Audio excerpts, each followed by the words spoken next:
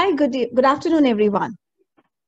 In week 2 of our long month series of the virtual seminars on creating conversations about inclusion in schools for children from separated families. A good initiative, must say, from Milab, a support for non-custodial families.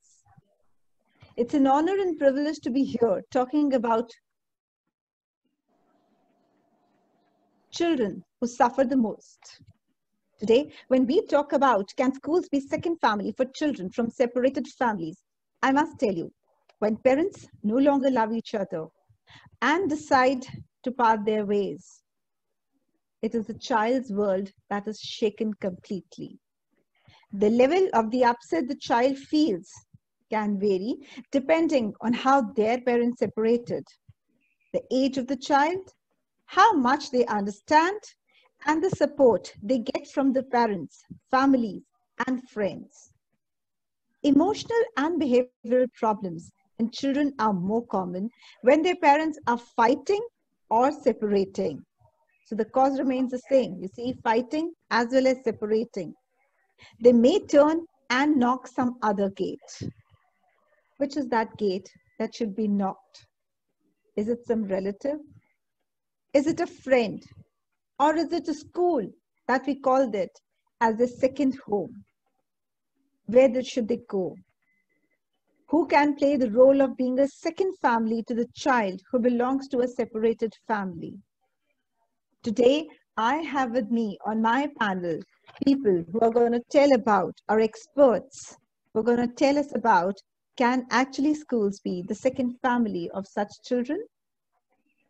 We have with us Ma'am Shelja, founder and principal, the South School, Bengaluru. I welcome you, ma'am. Thank you for being here. It's an honor to have you. We have Nida, family therapist, relationship counselor, working presently with Army Public School as school counselor in Ranchi. Welcome you, Nida. Thanks for being here.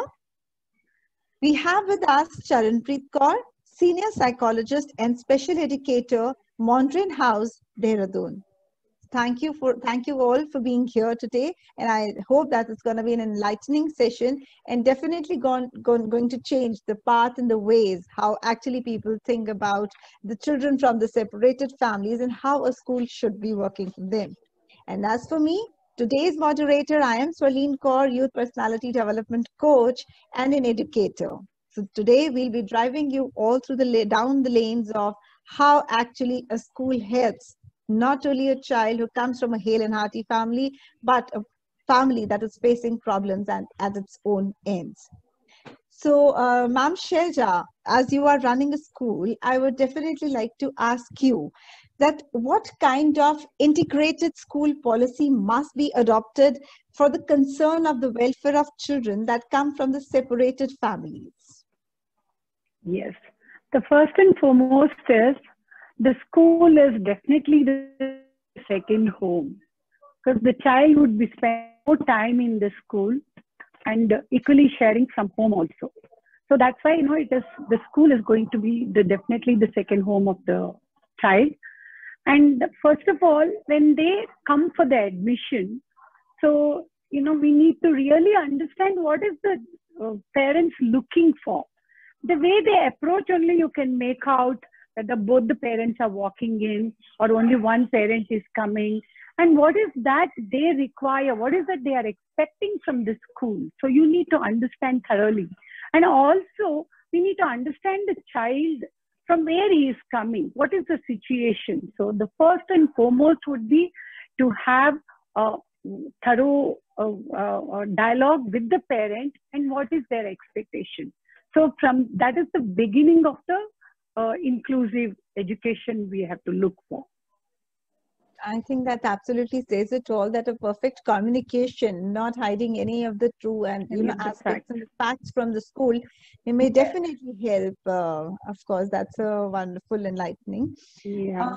Nida, what do you think is what kind of a system we can school develop to provide support for both a parent and child?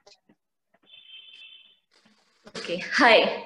So few of the symptoms which you already told, that a child, is going through, all the emotions which you said, that when a child is going through a broken family, there are certain emotions they feel, like emotionally they are disturbed, they seem depressed, they set themselves aloof, then their academic performances are going down, then they may act out aggressive, or they may start bullying their classmates. So if you notice all these behavior, my concern is with the teachers. If you notice all this behavior in the student, and instead of just jumping into the conclusion, try and understand where this behavior is coming from, first and foremost. With this, I would also like to give an example. There was a girl, who started stealing a few money from her classmates. And the teacher complained it to the principal, and it became a disciplinary issue.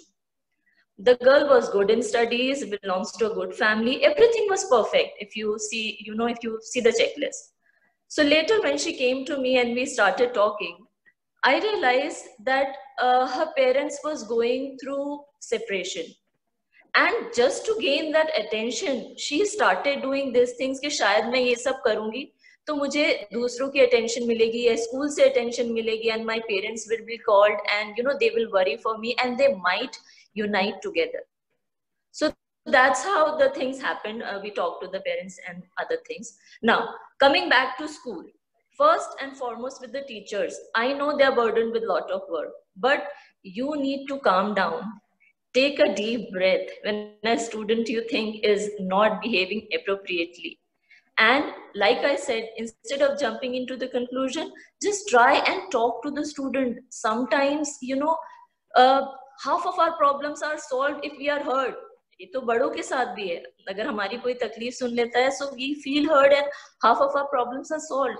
So just try having that meaningful conversation with them. I am sure most of the students, they open up. Then the second thing is that make a student understand that it is the behavior you are disliking, not the student.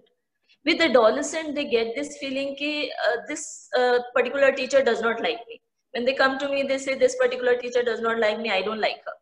So I try and make them understand that it is your particular behavior which she is opposing, not you.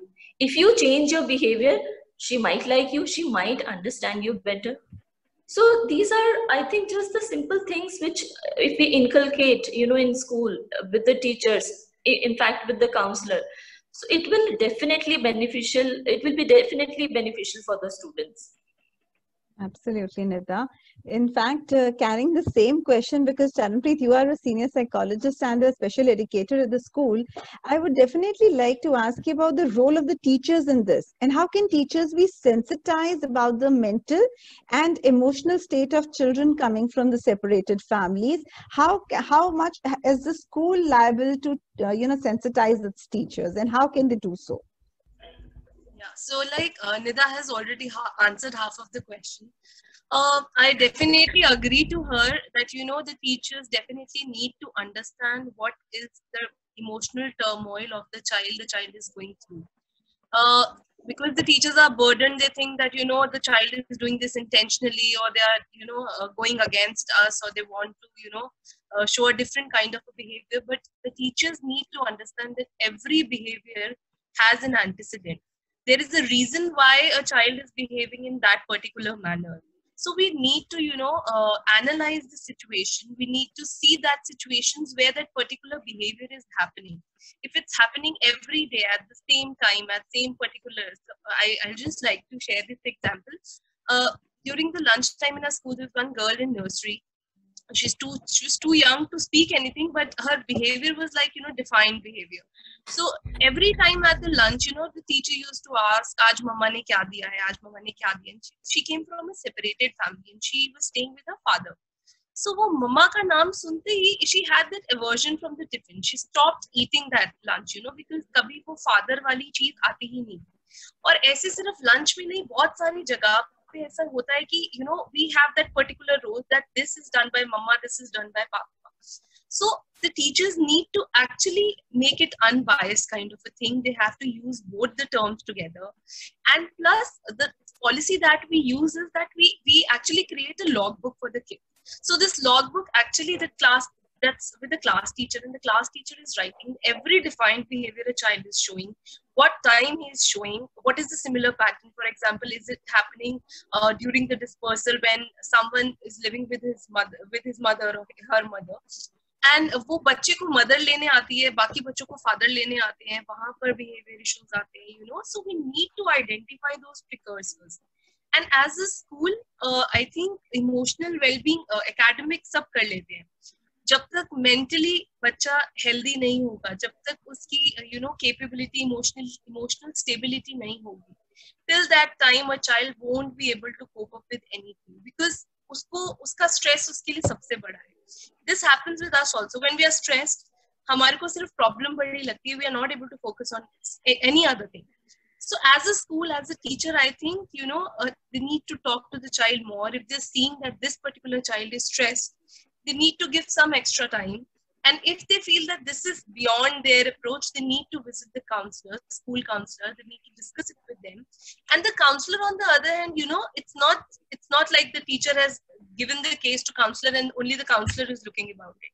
The counselor and teacher has to go hand by hand. They have to discuss the case.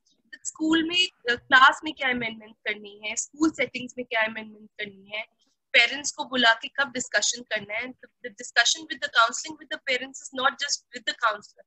The class teacher is playing the major role in the child's life. The class teacher has to be involved in that. So I think teachers play really a big role in the child's life. If the teacher is able to understand that and give that kind of support to the child excels really well. Absolutely. I have one more point to make. Yeah. Okay, Shailja. What happens? Sorry. When the parents walk in, so I would understand their requirement and the background first, and then, you know, the admission part would have taken place. Then I have a perfect understanding with the teacher, and I will explain to her that this particular child comes from such and such a situation or the circumstances. So you need to keep an eye. So later on, you know, the teacher would also, it is not that marking a child or anything, but it's more of an understanding of the child and the requirement of the parent. It's very, very important to understand the background and to cater to that. So this will be very well known about, I mean, we will be discussing, we would be knowing how to handle this. So that would to certain extent prepare the teacher for the to the due course. Absolutely. And to in fact, yeah, Nida, please. No, it's okay, Solim, ma'am, you say. No, I was just asking Shailja ma'am that at the time of taking admissions, do you think that it is important that along with the principal, the teacher, a counselor must be also sitting, and both the parents coming up, whether from the separated families, they must come and sit together and discuss, like, you know, these are the issues they are already having, or maybe it is meanwhile, not maybe it wasn't happening at the admission procedure, but later on it happens. Ma'am, what would you say? Is it important for both the parents to come up and discuss all the issues that are happening at their end? See, one thing is, at the time of admission, at least you might get some signals. Maybe it's happening, or it has happened, or it might happen, whatever it is. So in the course of time, what we need to do is, only thing is, once the admission is done, it's not that, you know, the way they approach. Most of the time, if it both how involved the parents are, at that time only at least you will be knowing, like how much a father is involved, how much the mother is involved. If they are not involved, and if one party is not involved, what is the reason why she is not involved? So once the admission is there, that's not the criteria, whether the father walks in for admission or the mother walks in. Irrespective of that, admission will be given. But the thing is how to handle later. What kind? It is only understanding or the support system one needs to create for this particular. It has to be maybe sometimes unique situation, or maybe a special case. Whatever, irrespective of it, understanding the child at the time of entry is the most important thing. Absolutely. Nida, you were saying something. Yeah, to the last thing which we were talking, and I totally agree with what Shailja ma'am and Charan said. I would just like to add one thing. To avoid win-loss situation with the kid, which I have actually observed with teachers, I have seen in school.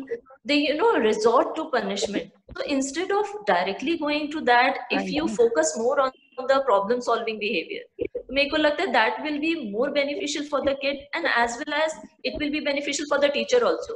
She'll be also safe from lot of trouble. Yeah. And one more point is, when we, you know, first of all, we are sensitizing the teachers about the problems. Unlike adults, even each child comes from a different background and with different kind of set of problems also. So at that time, we are sensitizing the teachers. And one particular exam, you know, there was something going on, child abuse was going on in one particular child. And the teacher herself noticed, because she was the one, maybe as a principal, I would have taken the admission, everything in the office room, everything would get over. And the child would be entering the classroom. At that time, the teacher has noticed. And then, you know, she has been observing kind of words spoken and the aloofness of the child and everything. And she is recognized and she brought it to my notice. Then we handled it. And then, you know, we had to inform one of her relative. And then, you know, we had to bring it to the notice of the mother. And we could handle it so very well and saw that, you know, the child is comfortable in the course of time. So it's very important, like, you know, we have a perfect understanding of the child between teachers and the principals and the management. And like you said, ma'am, that during the time of admission, you know, presence of counselor matters a lot, which most of the school don't give importance. Counsellor की तभी याद आती है जब कोई problematic behaviour है और लगा बच्चे को भेज दो और उस टाइम पे लगता है कि students are not that friendly enough to go to the counsellor, पर ऐसा नहीं है. Nowadays I am seeing lot of changes. Students come on their own if they have certain issues, if they want to vent it out, talk it out. In fact, if they want to talk about, you know, school management or कुछ भी बात करना है, so at least they trust counselor that much. But for that, you know, to develop that trust, I think you need to be more approachable, because there are many times when, you know, students, they come to my center, I ask them, you're from which school? Okay, do you have a counselor? My first concern is this, not because ki matlab aapki school mein counselor hai ya nahi hai types. My concern is that, do you have a counselor with whom you can talk and go, you know, when you're facing any problem, when you don't want to share with the teacher? Because sometimes we label teacher, English ki teacher hai, she won't understand my problem, Hindi ma'am hai, she won't understand my problem. So my first question to the students is this, and to my surprise, most of the students, they say counselor hai par hum jate nahi hai. So they have this apprehension. So for a not only the teacher, from a counselor's perspective, I am saying, if you are a counselor and listening this, you should be more approachable to students. If you are not approachable and if the students are not comfortable, how will they approach you? And to adding on to that, I think, Nidha, more exposure, more interaction with the kids is required for the counselor. So, you know, there should be a norm that you should be visiting the classes and seeing and interacting with the child. Then only they'll, you know, break their ice and come to you and talk. They can't come to your room directly. Yes. So that apprehension has to go for sure. And for that, the school has to arrange those meetings, the school has to arrange those sessions with the counselor, not focusing on anything, but talking general things with the kids. You know, when I joined the school, I told the management that in a month, I'll be doing few workshops with small group of students. Usse kya hoga? They will be able to connect with me more, and, you know, they will open up. So what we do in our school is, in a month, we take one topic like getting along with parents or adolescent issues. So from 9 to 12th class, we'll take two sections. We'll take sessions with them and, you know, talk generally. Kuch not preaching or teaching something, not too educative. Usse bacche bahut disconnect ho jate hain. So just talking about real life experiences, talking about myself, so they connect more. Okay, aapne bhi aisa face kara hai. What all happened with you? So if a school approaches, you know, with all these small measures or steps, I will say, definitely we'll be able to make more comfortable environment to the students or for the students. First and foremost would be bonding with the child. That's what, you know, creating that kind of a relationship is very important. It is, you know, yes, rapport. That unless you build that, nothing can happen. It has to happen from the teacher to the child, because she'll be the one initially would be spending more time. So Yes. our priority is not academic excellence or immediately introducing only to the academics. Rather, it's emotionally and socially settling down of the child in the classroom is the most important thing. Janpreet, I would like to ask you, what are the various red flags that are the indications that a child is undergoing a mental and an emotional turmoil? See, whenever this happens, there are two cases that happen. If either it's a low self-esteem and either it's a very high self-esteem. So if it's a low self-esteem, a child would like to stay aloof. A child would be showing, different disinterests, maybe in academics, maybe doing any of the activity. He'll be eating less. So these are some of the red flags if he have that low esteem. But sometimes बच्चा उसको opposite ले लेता है, he feels elated and वो उसको लगता है कि if I come on to the bullying and everything, I'll gain more attention. So he starts doing the behaviors which are not accepted. So he wants imitating what is happening in the home if he becomes hyperactive or has a higher self-esteem. Yeah. So if he has high self-esteem and he has that defined behavior and he has elated kind of a thing, so he feels I need to have that kind of attention which I'm not getting at.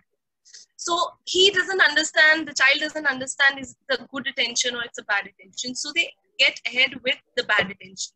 So it's bullying the kids or teachers ko pareshan karna to get that kind of attention. Jo normally, obviously the teacher tries to give that kind of attention, but jo bad attention se milta hai, unhe lagta hai ki we are getting famous after doing, especially in the adolescence, if you see, they do that more क्योंकि उनको ऐसा लगता है they are becoming a hero or kind of a thing. So this kind of red flags, if you see in a child, that a child was chirpy before, but now suddenly there is a drastic change in one kind of a behavior, then you definitely need to explore and probe more why this kind of a change has happened and what suddenly has changed. And if with every age, I think from toddler to adolescent to growing up to every stage, there are different kind of reactions.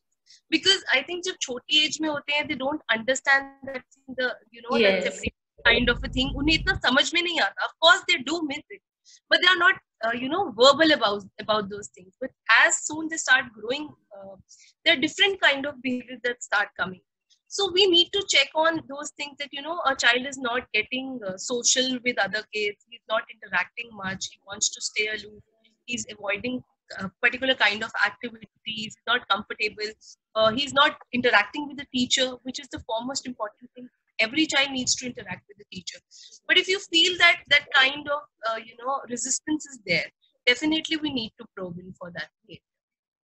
Absolutely. So Shailja ma'am, what is to be done when your teacher comes and tell you that this is the red flag, this child is not behaving properly in the class? What is the first measure you think that the school has to take in that case?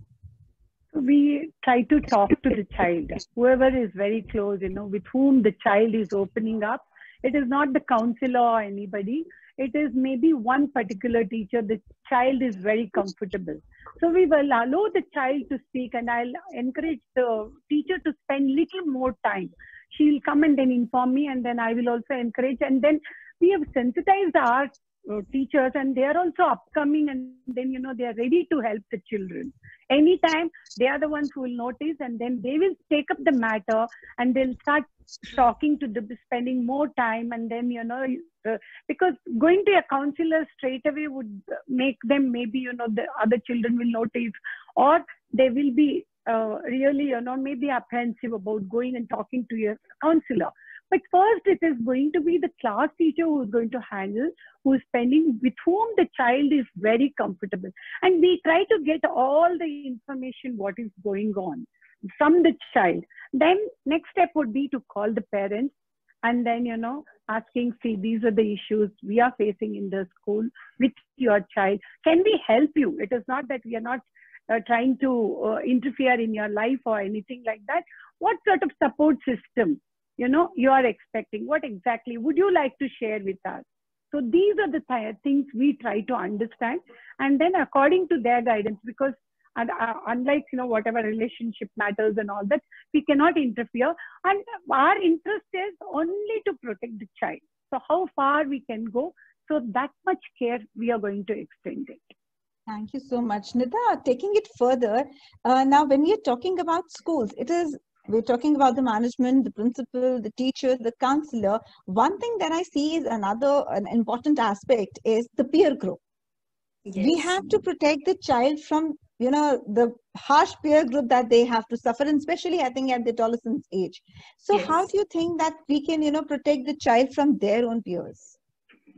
See, what we do is when I said I take small sessions, in that I took a topic peer pressure.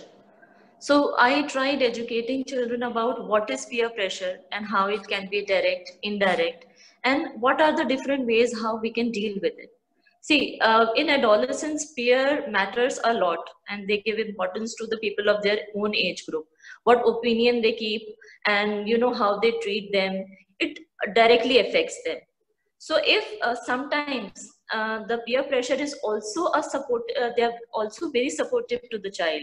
Sometimes, when the child is bottling up things and not being able to say it, that I'm going through all these things, it is the peer with whom they share, and, they vent out their emotions. So peer pressure is not only in a negative sense, it will affect the child. It is also in a positive sense that your friend might, motivate you, encourage you. You are able to share your feelings with your friend. So peer actually plays a very important role in an adolescent life, and especially in school time. So, can we train a child, maybe a child's best confident is his own friend. So can we take a session with him also and tell him that, your friend is going through and this is how he can, you can motivate him more, or can any session with that child also be taken? See, there are many students who come to me with their close friend. Kabhi bhi, especially the students who are coming to me for the first time, and they're coming on their own. So they will always bring their closest friend. Ki tum chalo mere saath, I want to talk to the counselor. And sometimes it is the friend who says, "Ma'am, mere dost se baat karo na, usko aise problem hai. But don't tell my friend that I have told you." So sometimes this also happens. So if if that particular child requires that, "No, ma'am, I want you to talk to both of us together," then we can have one session with them together, and later then I can switch on to the child. But if the child says, if the friend is coming, the child is not coming on his own, so that means the child does not want it to be get public. So then I just make sure that I just call the child, and then that's how we talk and things happen. So I have one more point. Yes. Yeah, sorry, go ahead, Nida. No, I was just saying it totally depends on the child. Right. See, I have one more point here. During the course of time, all the activities should be based on teamwork. We concentrate too much on academic excellence and we leave out all this. The whole curriculum has to be designed in such a way, like they're dancing together, they're singing together, playing together. At that time, no child can be left out, right? So what happens is the bonding among the friends is also, peer group is also equally important. So the school has to promote such kind of activities so that no child is left out. And at the same time, the child can at least lessen their burden by sharing with the peer group, and no bullying. To a certain extent, even bullying will come down, right? Absolutely. So that's our curriculum has to be really designed so that there is such a balanced way, so that it will emotionally equip and emotionally prepare everybody. That's right. Important. Shailja ma'am, as you are heading a school, do you think that some certain kinds of workshops or seminars must be conducted in the school time to time, so that we can aware the children? See, it has become so much aware. We become so much aware. We start telling the children right at a tender age about good touch, bad touch. We talk to adolescent girls and boys separately about their puberty changes that are happening. Similarly, can these kind of workshops be also organized by the schools to tell about, see, it's becoming quite a normal phenomena, separating families, parents that are not gelling up well, and children are facing the problems. So some kind of family issues or such kind of familiar issues should be taking place in schools from time to time? As as like earlier, these days, it's, as you have all seen, it's more and more common. Every subject, whether it's like a divorce, separated families, or any other aspect, the students are also well aware of all these problems. You know, so definitely it is required. First, sensitizing the teachers is the most very important thing. See, as maybe, you know, I have seen, you know, some of my teachers were going through divorces, and it is in the verge of that. And how supportive system, what kind of supportive system among colleagues, how do you create that? You know, maybe from management to the principal, it has to be passed on, and from principal to the teachers also. There should be, you know, teachers also, they gave such good support. Being a colleague of that particular teacher, it was really encouraging for her, and she coped up that, she was able to cope up that during that period. That kind of support, even to it has to be, naturally once the teacher receives, it will be passed on to the child also. So it is a, like, you know, awareness program has to be created, and every now and then, maybe, you know, different. And what I see is, दो बच्चे तो severely they were, you know, bullying each other, लड़ रहे हैं, झगड़ रहे हैं, and the third one from the class had almost fainted. And, you know, leaving them aside, उनके लड़ाई झड़ाई तो सब solve कराया, but we had to take care why this child fainted and had to be immediately hospitalized. So from there we came to know that just because the parents were doing the same thing, घर पर वो लड़ाई झगड़ा देखकर इतना परेशान हो गया था that he fainted at the sight of कि ये तो यही सब हो रहा है. So from there what I thought was कि बच्चा जब घर से निकलता है तो शायद स्कूल में वो सोचता है मेरे friends, मेरे teachers, at least they are my support system, if not home.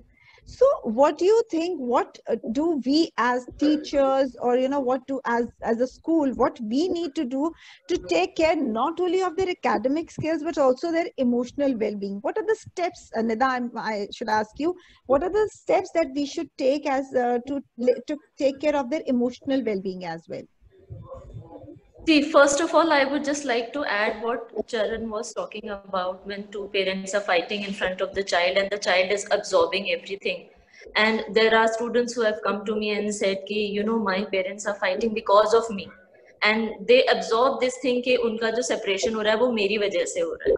So like she has very beautifully, you know, explained it कि अगर if you are going through separation, हो सकता है आप, you know, you are going through it in a very friendly way. Let the child be a part of some conversation or some decision. Because what happens if you don't involve the child at all, the child feels, you know, really aloof. And like I said, unko ek time ke baad lagne lagta, because I know there was a girl who came to me and said, such things are happening and this is happening because of me. So I told her, why do you think that it is happening because of you? No, I have understood that they fight because of me, and, you know, I have seen them, they go to the room, they close the door, but I can hear their voices. So if you're fighting, first of all, that is a different thing. You should not fight in front of the child, you know. Secondly, if you are taking such decisions, include the child in some or the other thing where he can be included. That is very, very important. Okay, now coming back to what you were asking me. Sorry, I get carried away. No, that's okay. I think we all need to express what we feel. I would like to share one thing. See, we had a student in high school who was going through this. You know, all that we did was, like, initially only the mother came and did the admission, and then she was the one who used to participate in all that. We never saw the father in the picture. So after that, you know, what happened was, maybe after 2 years also, we never got to see and all that. We didn't probe or anything like that. We just left it as it is. Then mother was fulfilling all the needs and everything.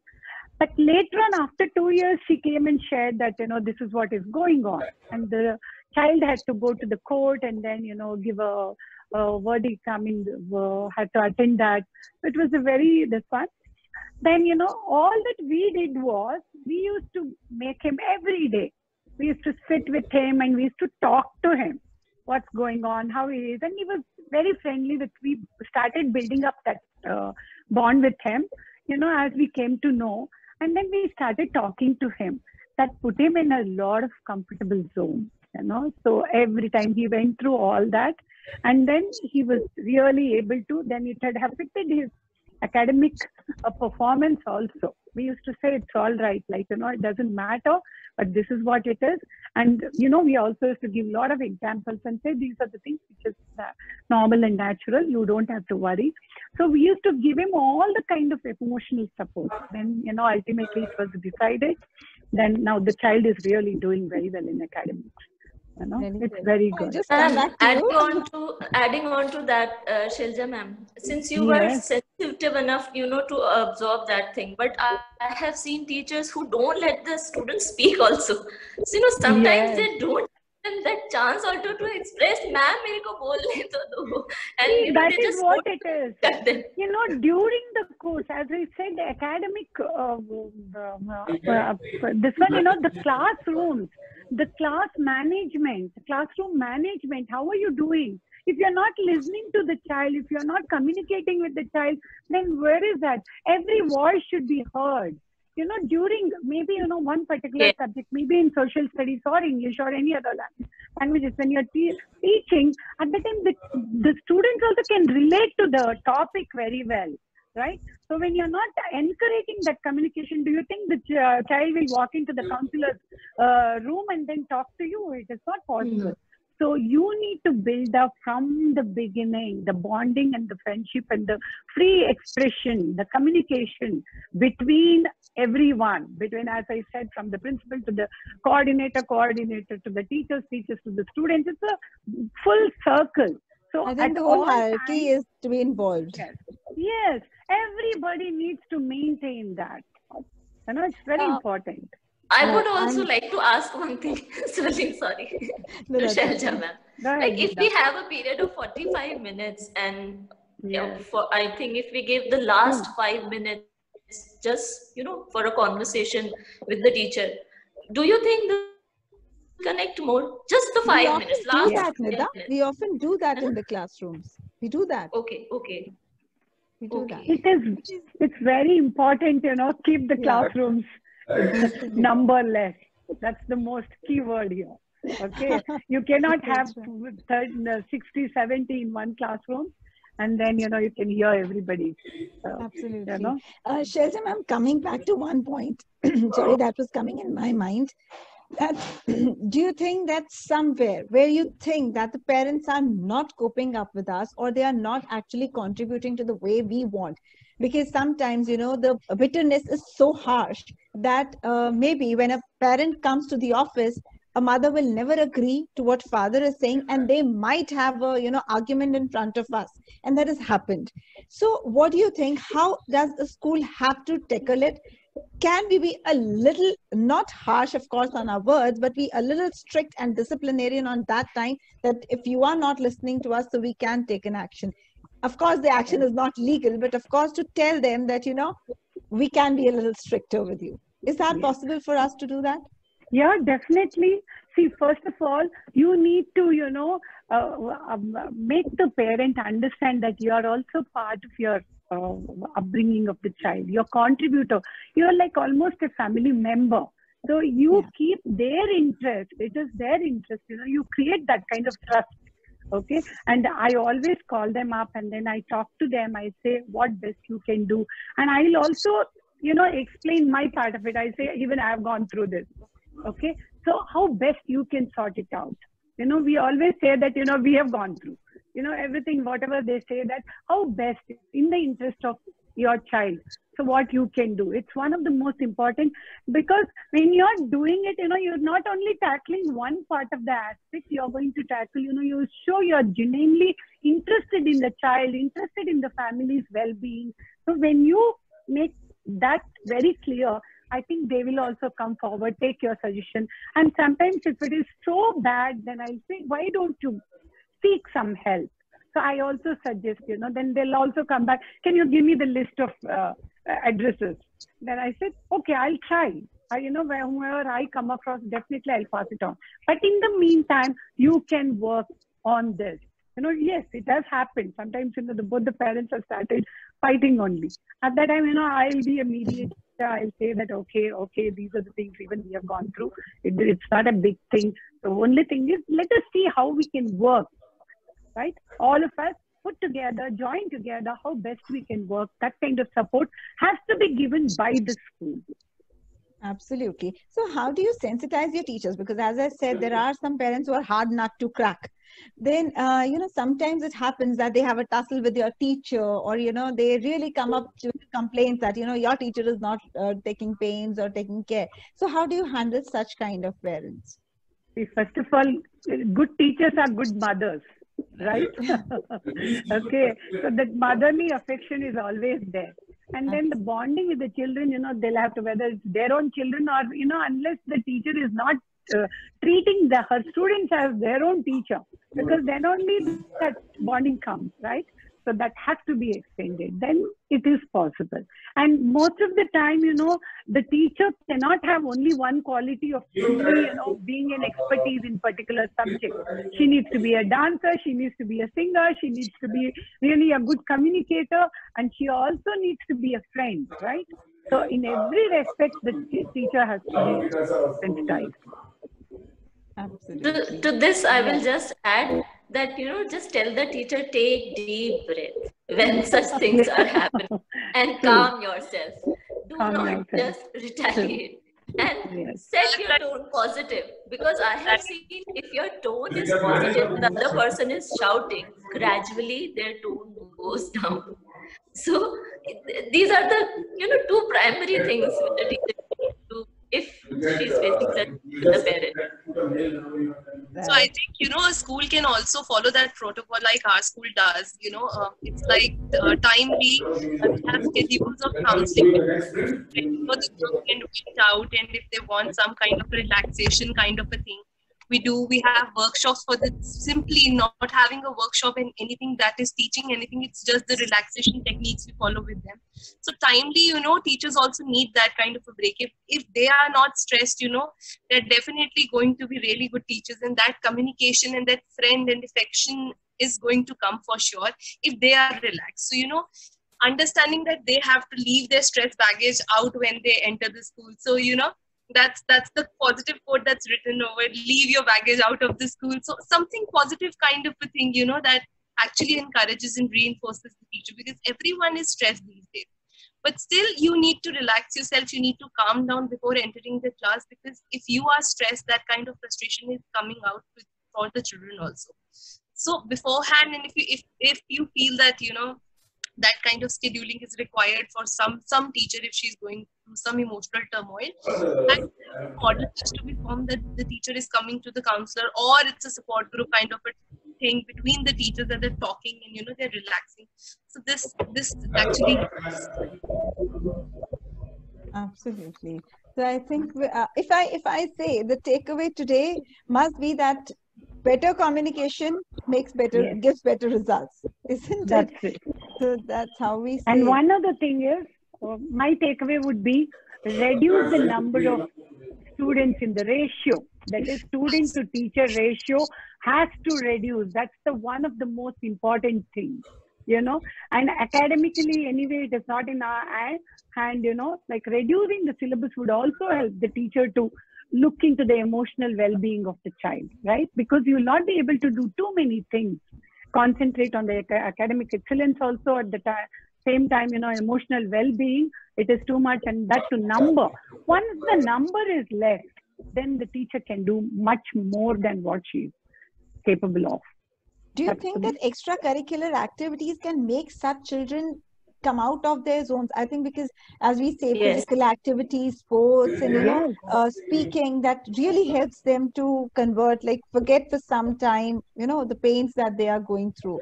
So how much activities, as many as activities a school can implement and drive on. So I think that gives a good result. Like how we have stress relieving activities, even children also need. In a day, they need to have at least 2-3 activities like that, wherein they are also mixing with the peer group and then performing and then participating in this. That itself is a big relief of stress. It's one of the most important thing. It should be more activities, and teamwork, team participation has to be really important. So we have to design curriculum in such ways so that the burden is also less on the teacher and as well as the children are also able to cope up. Absolutely. So we have another takeaway that it is after communication, a huge team effort, a teamwork is that, that is required at the end.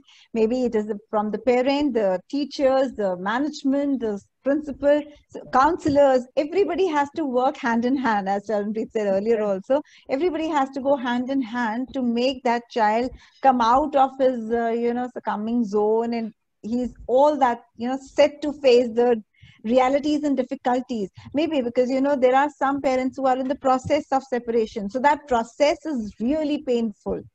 I think that's the most painful part, when the child is facing, and when the child has to face this turmoil, that whom am I going to stay with? That's another question that was coming up in my mind. The biggest turmoil that any child will face is, who am I going to stay with? Whether my mother is important for me, whether my dad is important for me. So counselors, what do you have to say for that? Well, I think, it's a very difficult question for such a young child. But yes, we should, give him more time to introspect. We should let him understand what is important for him.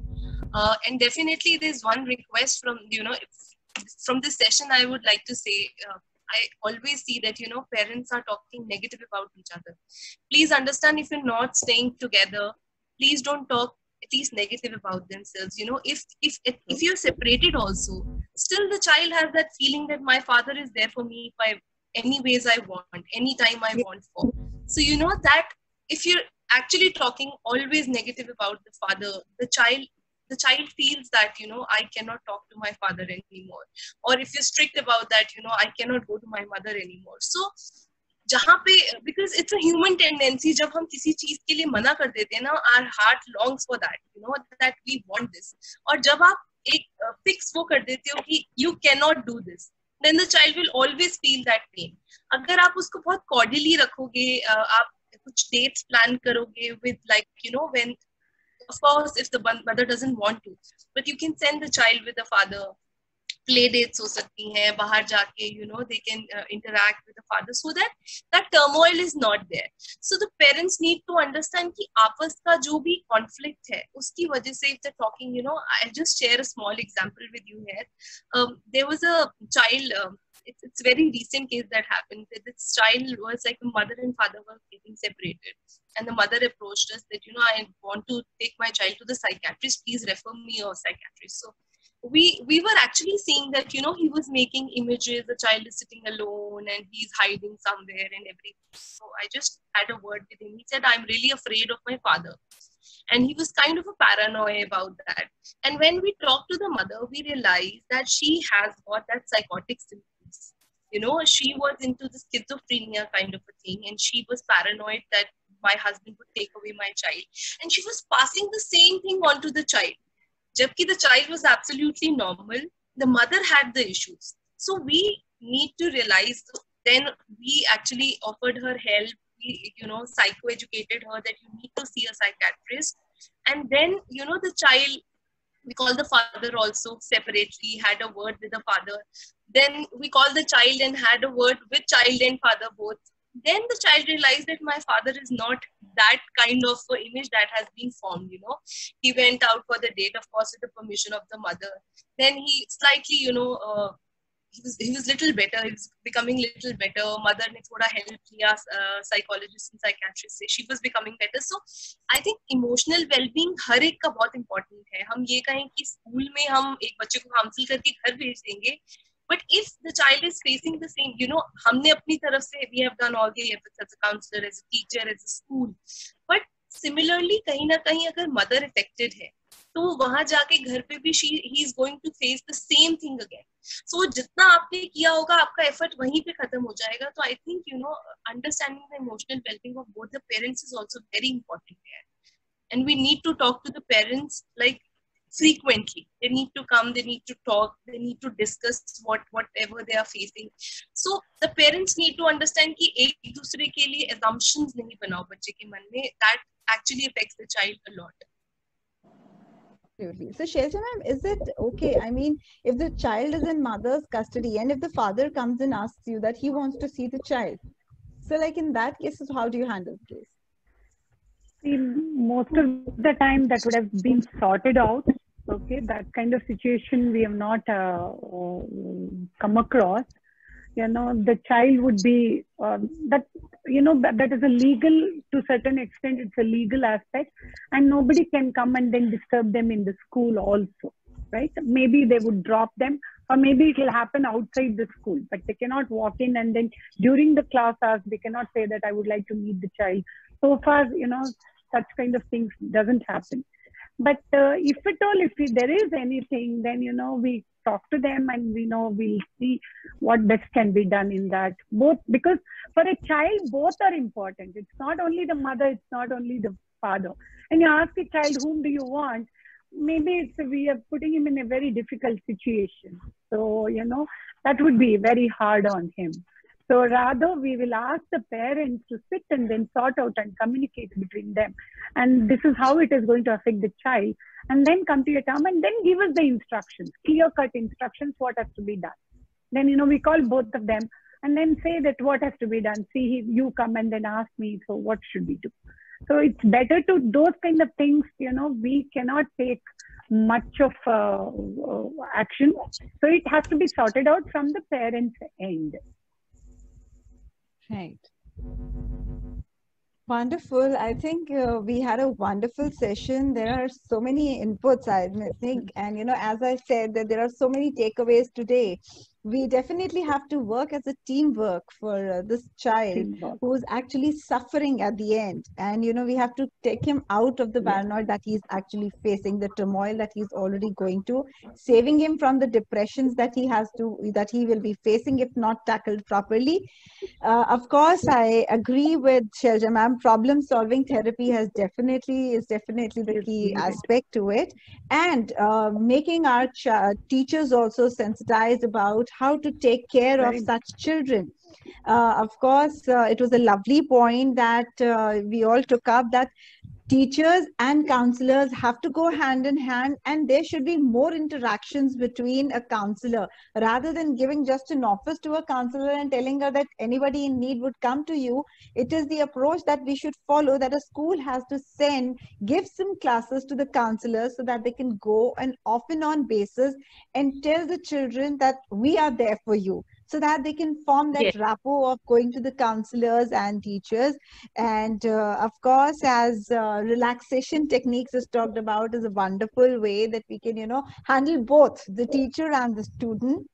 Very well said by Nida, that the peer pressure, we have to tell the children everywhere along that, you know, anybody can go through the situation and it is okay to go through such situations, and making them, you know, we're making them, I think, communication savvy, tech savvy. I think it's important where we make them emotional savvy too. So it's high time, you know, when they understand that these kinds of emotional turbulences and turmoils may come in anybody's life and it's not there in hands. And rather than they accusing themselves for this, they go ahead and, you know, face the world in a brighter shade. So because, you know, after every tunnel there is a sunshine. That's what we belong to, and from where we belong to, and that's what we've got to pass as educators, as school administrators. So, you know, it's been absolutely a wonderful point that I could make was a lesser student-teacher relationship that's been talked about for so long also now. Of course, you know, if we want a child or a counselor to give special attention to a child, and especially such a child who's going through so much, because the child is already in dilemma. So just taking him out of that dilemma needs time, needs efforts, needs harmony, needs our patience, and that's only possible when we actually have time enough to deal with such students in a proper manner. Because of course we cannot you know, think about eradicating the syllabus. We have our boards hanging on us. So thank you so much, panelists. It was wonderful talking to you, and you know, we could really fetch out so much information that will be really helpful to such families and such parents. Thank you so much for your support and your time for being here. Thank you so much. Thank you. Thank you for having us. Thank you. Thank you. Thank you so much. For the Thank opportunity. you. It was a wonderful It was session. wonderful meeting you all. Same here, ma'am. It was lovely actually meeting you all. And you know, it's really going to help me. Charanpreet is already my psychologist on the session. Nida, anything needed for the relationship, I'm going to call you again. Yeah, sure. And you Shailja, know, it was lovely to I have would you just because, you like know, it to, is so much important that we talk about the student-teacher relationship that, and the Yeah. student-teacher ratio. These are Ratio points is that very definitely- important. Yeah. You know, if you give 60 students in a classroom, I think that's where, you know, and one of the points I would like to say is they should never advertise rank holders. You know, yeah, that's one thing I'm very much against. Putting up the boards, big boards, you know, whether it's in the magazines or out there in the school, the first thing is they should stop those kind of things. You know, the minute you stop that, then the focus will be